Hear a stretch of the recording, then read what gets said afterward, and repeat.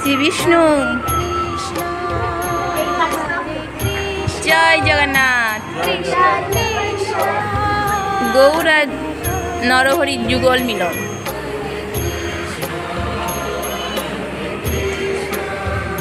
হরিদাসের মৃতদেহ নিয়ে মহাপ্রভুর নৃত্য। মহাপ্রভু কান্নার ছলে সতী মাতাকে কৃষ্ণ ভজনের উপদেশ দিয়েছিল। হরে কৃষ্ণ কৃষ্ণ কৃষ্ণ হরে হরে, হরে রাম রাম রাম হরে হরে। নবদ্বীপের পথে পথে ভক্তদের সঙ্গে সুরধুনির তীরে নগর সংকীর্তন।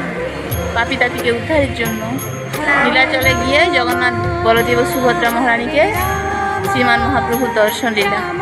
এটা দাপর যুগের লীলা। কৃষ্ণ আর বলরাম অক্রূরের সাথে রথে হয়ে যাচ্ছে কৃষ্ণ আর বলরাম ধনুর্যুদ্ধায় অংশগ্রহণ করতে, ধনুর্যজ্ঞে।